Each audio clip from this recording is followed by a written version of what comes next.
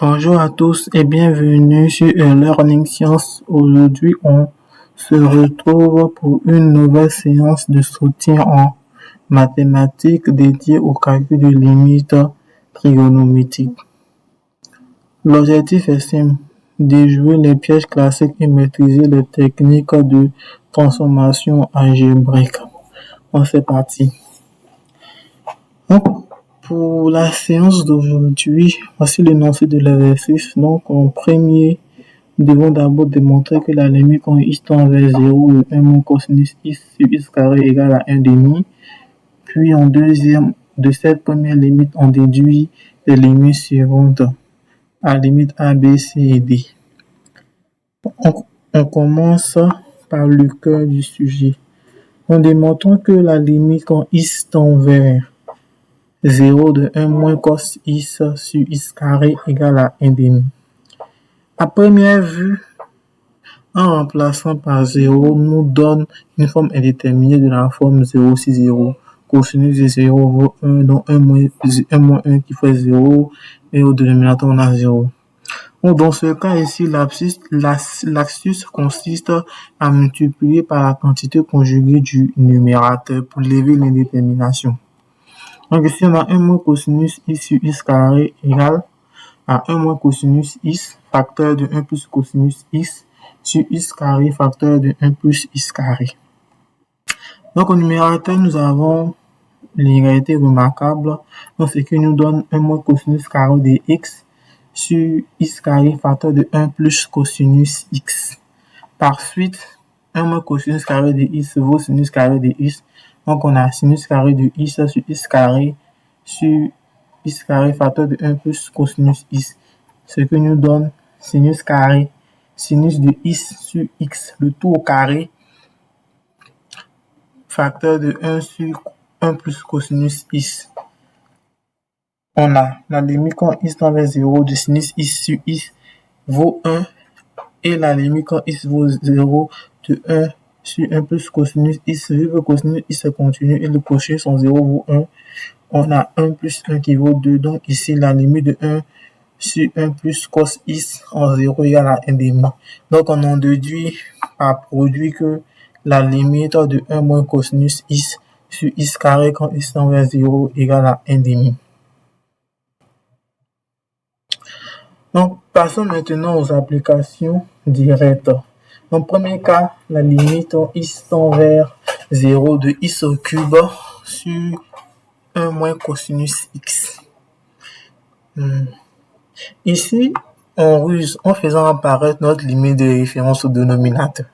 Voilà, on a l'expression du numérateur. Quand on regarde le dénominateur de cette expression, on a 1 moins cosinus x. Donc, ce qui nous manque ici, c'est le x carré au dénominateur.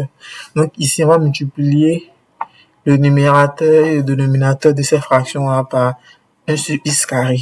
Donc, ce qui nous donne x carré, x au cube sur 1 moins cosinus x fois x carré sur x carré. Donc, on aura x carré, x au cube sur x carré, facteur de 1 moins cosinus x sur x carré.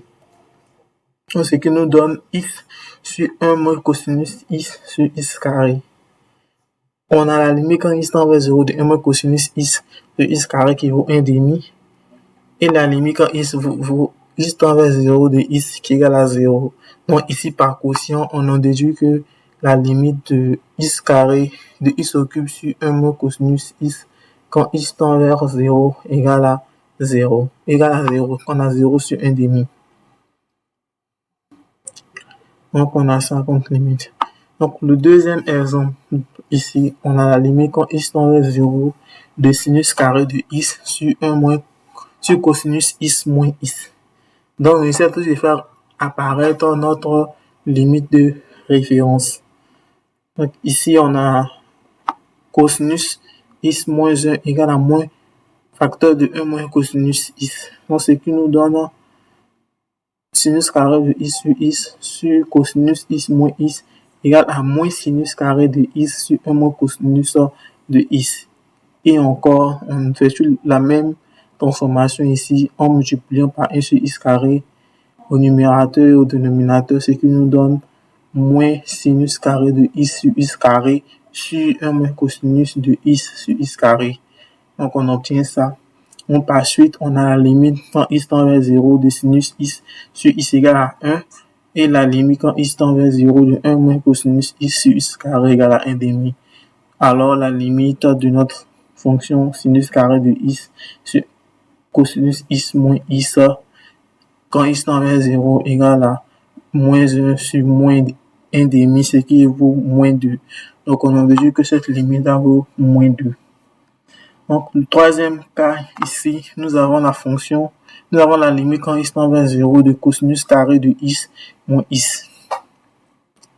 On a sinus carré plus cosinus carré égale à 1, donc moins sinus carré égale à cosinus carré moins x. Et tangente de x, c'est sinus de x sur cosinus de x. Donc ici, on a juste qu'à remplacer les expressions et on obtient moins sinus carré de x sur x. Sinus de x cosinus de x. Donc, ce qui nous donne par suite sinus carré de x sur x sinus x fois cosinus de x. Donc, par suite, on a ça. On a la limite quand x tend vers 0. C'est toujours bien de rappeler ça. La limite quand x tend vers 0 de sinus de x sur x égale à 1. Et la limite quand x tend vers 0 de cosinus x égale à 0. Donc, par produit, on déduit que la limite de cosinus carré de x moins 1 sur x tangent de x quand x tend vers 0 égale à moins 1. Donc, pour notre quatrième exemple, nous avons la limite quand x tend vers 0 de racine de 1 moins cosinus x.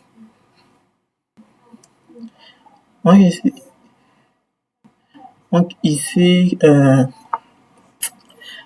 on a la racine carrée de... Vu que on nous demande d'en déduire grâce à la première limite, à chaque fois on essaie de faire réapparaître la première limite. Donc ici, sous le radical, on a 1 moins cosinus de x. Donc ici, on va essayer de faire apparaître 1 moins cosinus de x sur x carré. Donc pour cela, on multiplie le numérateur et le dénominateur par x carré. Donc ici, on obtient racine carrée de x carré facteur de 1 moins cosinus x sur x carré. Le taux aussi sinus de x.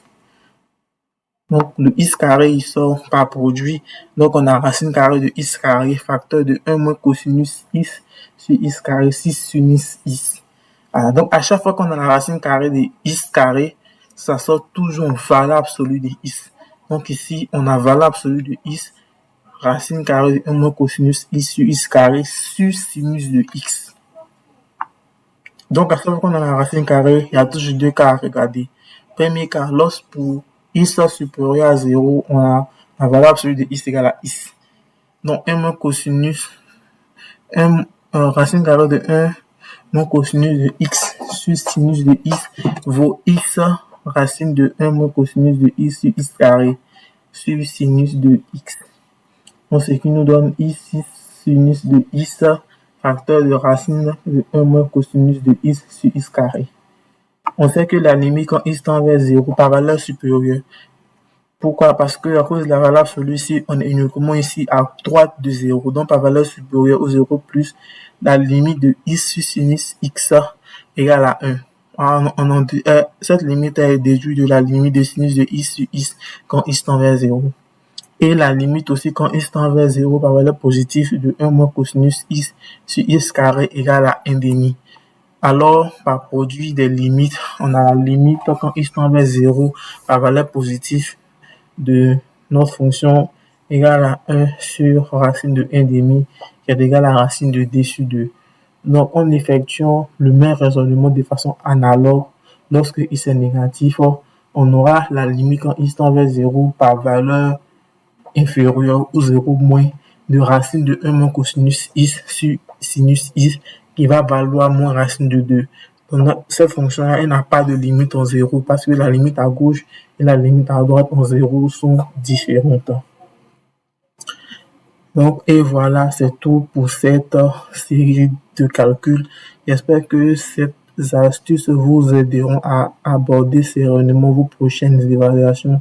Si cette vidéo vous a été utile, n'hésitez pas à lâcher un pouce bleu, à vous abonner et à partager. On se retrouve très bientôt pour la suite. Bon travail à tous et à bientôt sur e-learning science.